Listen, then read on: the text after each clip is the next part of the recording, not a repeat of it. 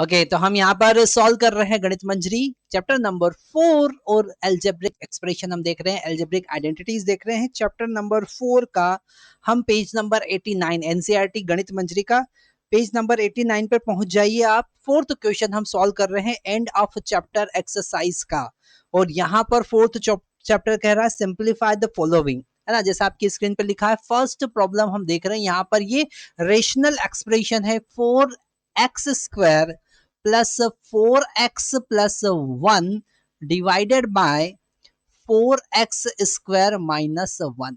Okay तो यहां पर इसे हमको सिंप्लीफाई करना है। तो सबसे पहले अगर हम न्यूमरेटर की बात करें तो न्यूमरेटर क्या कह रहा है, न्यूमरेटर कह रहा है 4x² प्लस 4x प्लस 1, और इस 4x को आप लिखो 2x², ठीक है। 4x² को 2x² प्लस इसको लिखो 2 इंटू 2x इंटू 1 प्लस 1 का होल स्क्वायर, है ना। तो इससे हमको क्या पता चल रहा है, a² plus 2ab plus b² हो जाएगा a प्लस b का होल स्क्वायर, मतलब 2x प्लस 1 का होल स्क्वायर। ये आया हमारा न्यूमरेटर, ठीक है। अब डिनोमिनेटर में देखेंगे तो हमारे पास डिनोमिनेटर में क्या बोल रहे हैं वो, 4x² माइनस 1, मतलब 2x का होल स्क्वायर माइनस 1 का स्क्वायर। तो a² माइनस b², मतलब 2x plus 1 into 2x minus 1, ठीक है। तो यहाँ पर a² minus b², a plus B into A minus B वाला आइडेंटिटी यूज किया, आप दोनों को यहाँ पर पुट करते हैं। तो हमारा सॉल्यूशन क्या होगा, न्यूमरेटर हो जाएगा 2x plus 1 whole square divided by denominator हो जाएगा 2x plus 1 into 2x minus 1।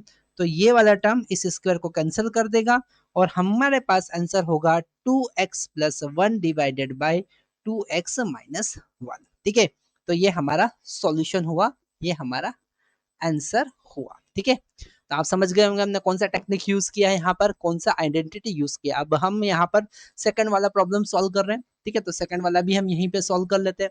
Second वाला क्या कह रहा है 3, बुक में से देख लेते हैं, 9 into 3a³ okay minus 24b³ okay divided by 9a² minus 36b², okay. तो अब हम इसे कैसे सिंप्लीफाई करेंगे हमको देखना है। तो सबसे पहले इस 9 का अगर हम अंदर मल्टीप्लाई करते हैं या फिर इसमें से 3 कॉमन ले लेते हैं, तो 9 इंटू 3 हमने यहाँ पर से कॉमन ले लिया, 3 बाहर ले लिया, तो ये बचा a³ माइनस 8b³ है ना, 8b³ डिवाइडेड बाय डिनोमिनेटर में से भी 9 हम अगर कॉमन ले लें तो 9, ये बचा a² माइनस 4b², ठीक है। तो एक 9 से एक 9 यहाँ पर कैंसिल हो जाएगा। बहुत कुछ तो सिंप्लीफाई हमने यहाँ पे कर लिया।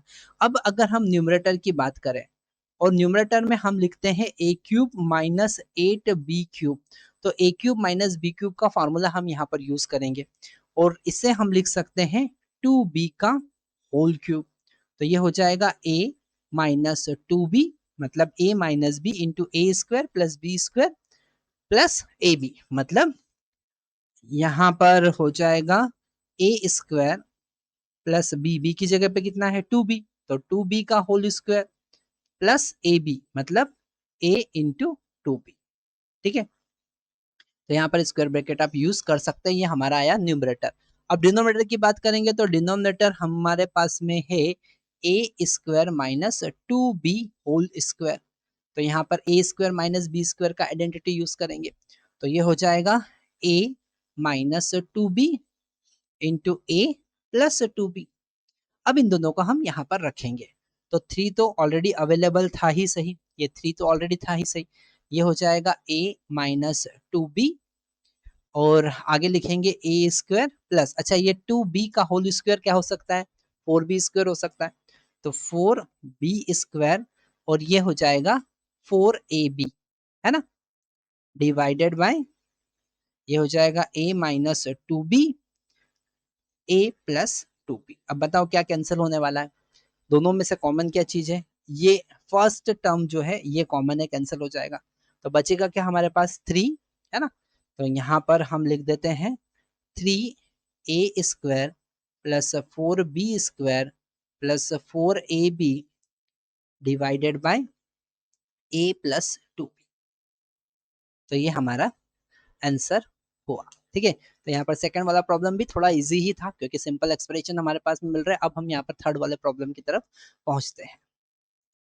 नेक्स्ट हमारे पास में प्रॉब्लम है थर्ड वाला, है ना, फोर्थ का थर्ड पार्ट हम देख रहे हैं। इसमें भी हमको ये जो रेशनल फंक्शन है इसे सिंप्लीफाई करना है। ठीक है, वो कह रहा है कि s³ plus 125 t³ divided by s² minus 2st minus 35t²।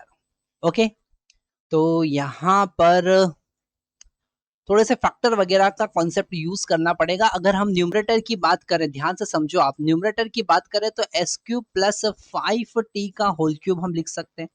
तो इसे a³ माइनस b³ का फार्मूला लगा सकते हैं, मतलब s plus 5t into s² plus 5t whole square plus 2 sorry a into B, मतलब s इंटू 5t।